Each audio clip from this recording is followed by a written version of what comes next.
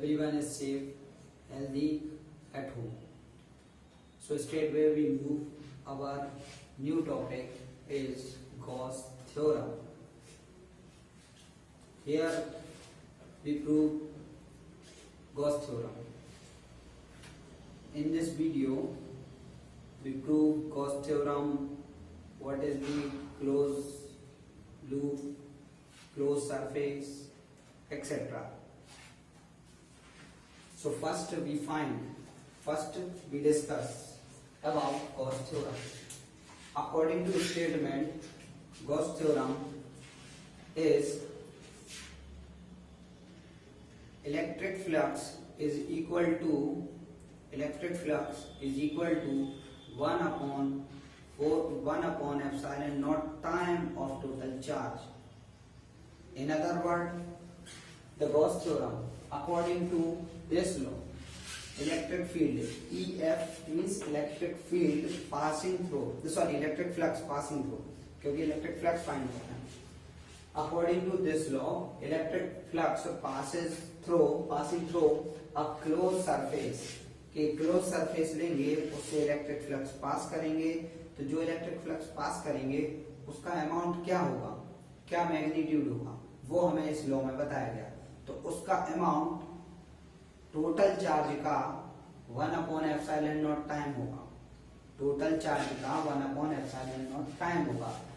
According to this law, electric flux passing through a closed surface is equal to 1 upon epsilon naught time or the total charge enclosed by that surface. That surface जो भी आप लेंगे, अब that surface का case यहाँ पे क्या होगा, गॉसियन सरफेस से. Gaussian surface short note type में क्वेश्चन पूछा जा सकता. तो गॉसियन सरफेस आपका एक रेगुलर सरफेस होगा, जो कि very very most important word बोलेंगे आप, जो कि सिमेट्री शो करेगा. मतलब सिमेट्रिकली सरफेस होगा, असिमेट्रिक नहीं होगा, सिमेट्रिक सरफेस होगा. जैसे कि अभी हमने एक स्फीयर दिख रहा होगा आपको, ये सिमेट्रिक सरफेस है. इसी जगह एक सिलेंडर लें तो वो भी एक सिमेट्रिक सरफेस है. एक रेगुलर शीट लें तो वो भी एक सिमेट्रिक सरफेस है. ऑल रेगुलर सरफेस या regular polygons are Gaussian surface where the symmetrical surface create means कि हम उसको symmetrical बना सकते हैं. symmetrical होना चाहिए, बना नहीं सकते, होना चाहिए. symmetrical surface ही हमारा गॉसियन सरफेस होगा. कि उसको symmetrical means कि फोल्ड करें तो जो टर्निंग या ओवरलैप सरफेस हो वो एक जैसा हो. जैसे एक हम पेपर ले लेते, फॉर एग्जाम्पल हमने ये पेपर ले लिया, ये हमने पेपर ले लिया. अब ये सिमेट्रिकल है, बिल्कुल है. इसको हम यहाँ से टर्न कर सकते हैं, इसको हम यहाँ से टर्न कर सकते हैं, तो ये ओवरलैप करेगा. सो ये सरफेस होंगे आपके गॉसियन सरफेस. गॉसियन सरफेस भी शॉर्ट नोट में आप तैयार रखना, बुक में और अच्छे से डेफिनेशन है. अगर नहीं आएंगे तो रिपीट कर सकते. तो इसमें देखो, ये है गॉस थ्योरम का formula.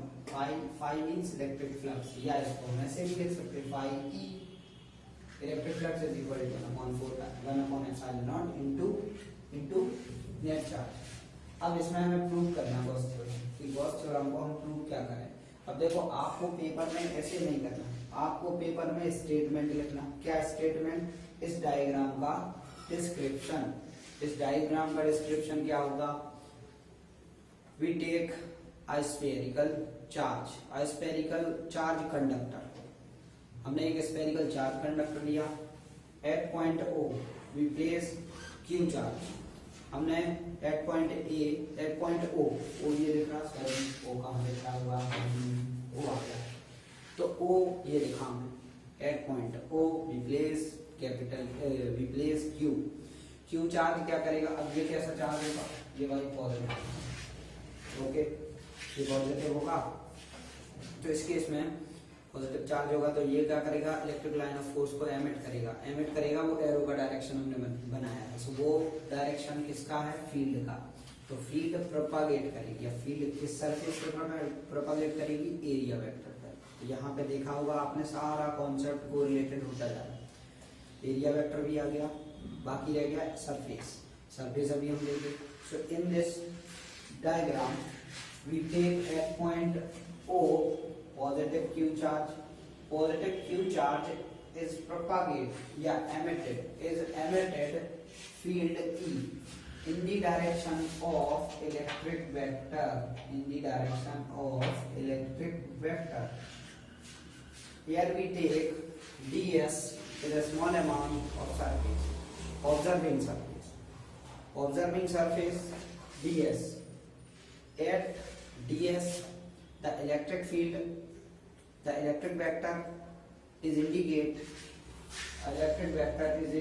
the field in this direction. In this direction means the direction of the electric vector.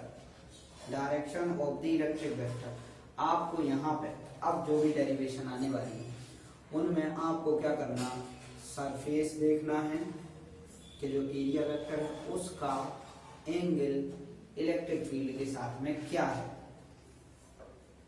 कि इलेक्ट्रिक वेक्टर का जो एरिया वेक्टर है, एरिया वेक्टर का एंगल इलेक्ट्रिक फील्ड के साथ में क्या है, बस वो देखना आपको, क्योंकि उसी से कैलकुलेशन होगी।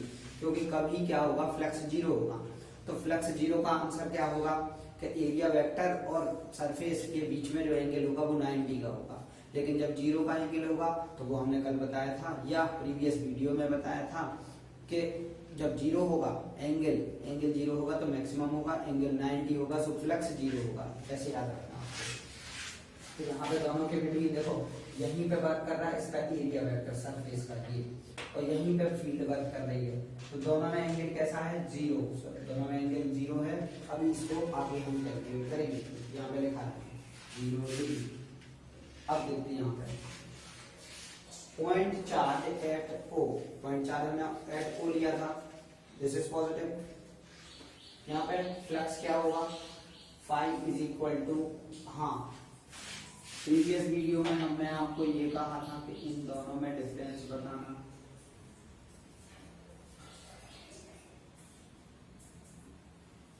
इन दोनों में डिफरेंस हम बताते हैं। ये आपको इंडिकेट करेगा क्लोज सरफेस को।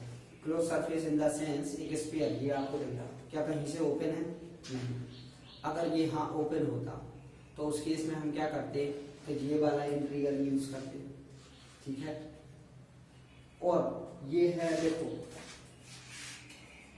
सरफेस इंटीग्रल, और ये है आपका क्लोज इंटीग्रल। सी से क्लोज, आई से इंटीग्रल, एस से सरफेस, आई से इंटीग्रल। डिफरेंस आया समझ में। जहाँ पे हम क्लोज सरफेस लेंगे वहां पे आपको क्लोज इंटीग्रल का यूज करना, जहाँ पे सरफेस लेंगे तो वहां पे केवल इंटीग्रल साइन का यूज करना। तो यहाँ पे हमने ये देखा ये क्लोज है, तो इसलिए आप देख रहे होंगे कि सारे सभी जगह हमने क्या लिखा, close integral, close close close. अब इसमें और इसमें क्या क्या डिफरेंस रहेगा, आपका स्ट्रेट लाइन रहेगी, इसमें थोड़ी सी टिल्टेड रहेगी, इंक्लाइंड होगा। एंगल हमने क्या लिया, जीरो, दोनों के बिटवीन एंगल चेक किया, जीरो आया। उसके बाद ये लिखना है आपको। देखो ये मेथड आपकी आगे की जो एप्लीकेशंस है उसमें यही चलेगा। फर्स्ट ऑफ ऑल आप लेंगे फ्लक्स का वेक्टर फॉर्म, फिर उसमें थीटा फॉर्म लगाएंगे, थीटा में साइन, थीटा की वैल्यू रखेंगे, जीरो होगा, 90 होगा, क्या होगा वो देख लेना। अब फिर यहाँ पे क्या लिखा, and electric field intensity due two point charge. Electric field intensity हमने पढ़ा था कूलम्ब्स लॉ वाले चैप्टर में, ये था। Put these value of E in equation, ये वैल्यू हमें इक्वेशन नंबर 1 में रख देना है। कहाँ पे, ई के प्लेस, इन प्लेस ऑफ ई रख दिया। ये फॉर्मूला हो गया। अब अच्छा ये है, आपने क्लास 10th में पढ़ा होगा कि स्फीयर का surface area 4 pi R square. तो हाँ अब यहाँ पे वही केस आया कि इंटीग्रल करना हमें। इंटीग्रल मीन्स एक सरफेस, स्मॉलेस्ट सरफेस लिया, उसको हमें कैलकुलेट करना, बढ़ाना है। तो उस केस में हम क्या करेंगे कि यहाँ पे सरफेस इंटीग्रल लेंगे। सरफेस इंटीग्रल एक स्मॉलेस्ट सरफेस लिया, इसको टोटल पूरा बनाना है, तो 4 पाई आर स्क्वायर। तो इसको हम इंटीग्रेट करेंगे, इसका आंसर क्या आ जाएगा, 4 pi R square. 4 pi R square यहाँ पे रख देंगे, 4 pi cancel, R square cancel, root cos theorem. Okay, बस ऐसे आपको करना है, वेरी वेरी सिंपल है। आप